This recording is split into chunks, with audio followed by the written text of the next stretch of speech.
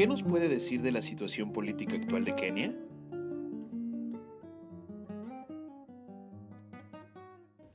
We had problems in 2007, 2008, following the presidential elections of that year, when two political parties, the National Party,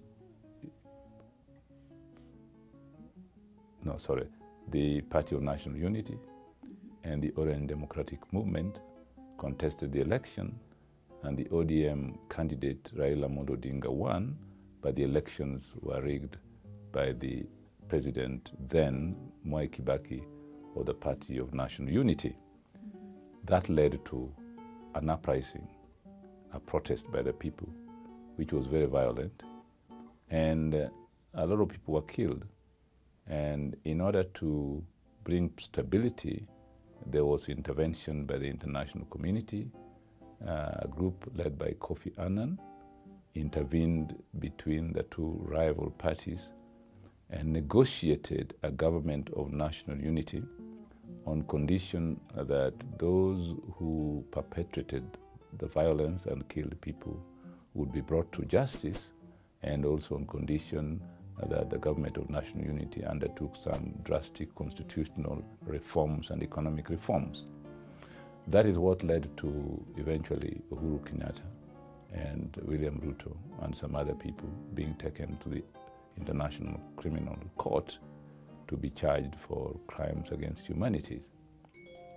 Unfortunately, not much has been done to bring a lot of people who were involved in the violence to court. In the meantime, the International Criminal Court continues the trial of both Uhuru Kenyatta, who is now president, and his deputy, William Ruto, who was also accused of having been involved in this violence. Now, both joined together in the election of 2013 March and won the elections under rather dubious circumstances. So you have a government in power led by Uhuru Kenyatta, which has the majority in both the National Assembly and the Senate, but which really, in terms of presidential elections, is doubted to have won fairly. And at the moment, therefore, there is a kind of standoff, I would say, in Kenyan politics, whereby indeed we have a government in power, but the depth of legitimacy of the government is not quite accepted by a good half of the country.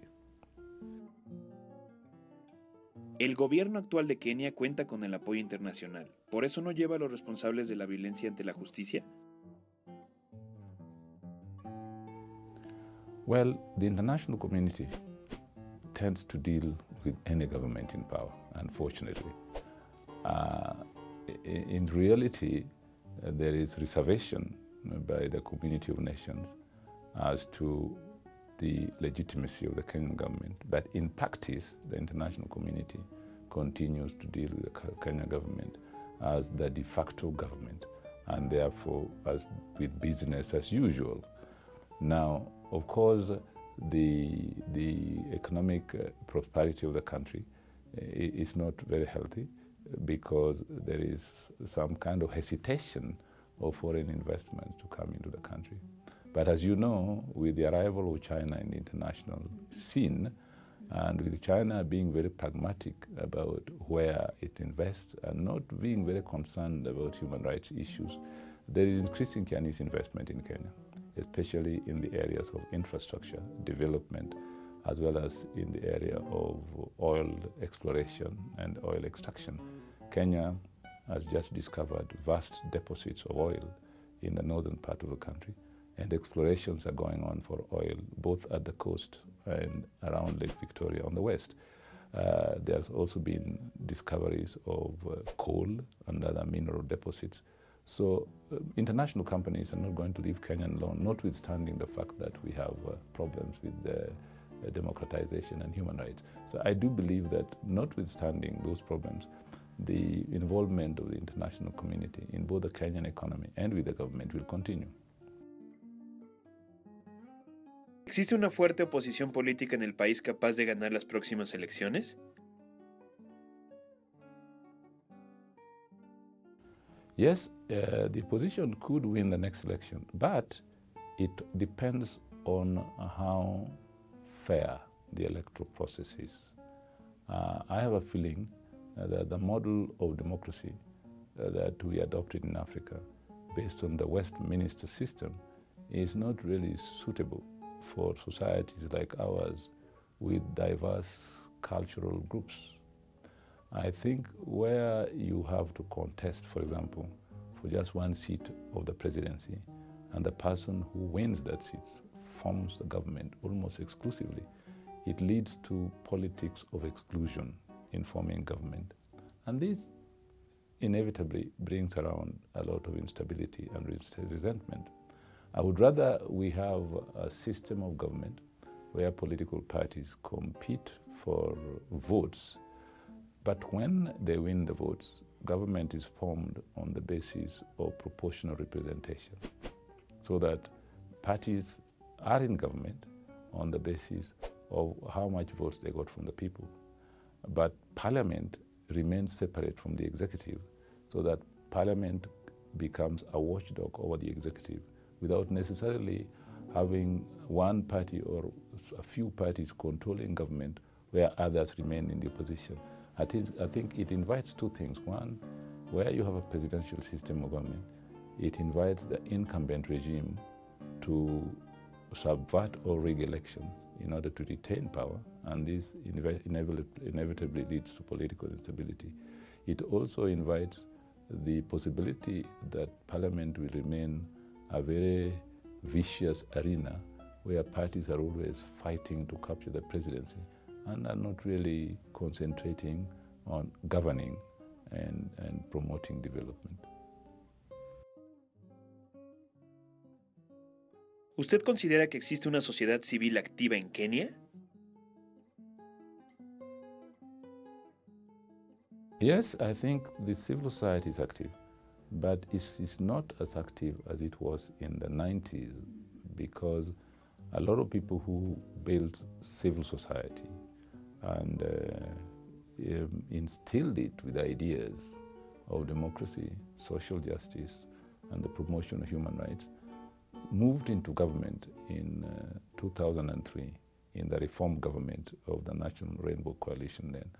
And therefore, they deprived civil society of leadership. A lot of us, for example, who went into government in 2003 had been in civil society organization for almost 20 years. So when we went into government, there was a vacuum in civil society. And for about 10 years since then, I don't think we have had as vigorous a civil society movement that we had in the 80s and 90s when we were fighting the authoritarian regime of Daniel Arap Moi. I think there's a kind of a problematic here, where with democratization and with people who have been fighting for democratization having an opening into forming government, that very process deprives civil society of leaders who can build strong civil society organizations. So there is a lull between having a reform government and again building a strong civil society to keep that reform government in check. Now, when then you get in 2013, more or less a return to the old conservative regime that had existed before, you find a dilemma where this new regime doesn't have as much pressure against it from civil society as the Moi regime had before 2003. ¿Qué futuro político visualiza usted para Kenia?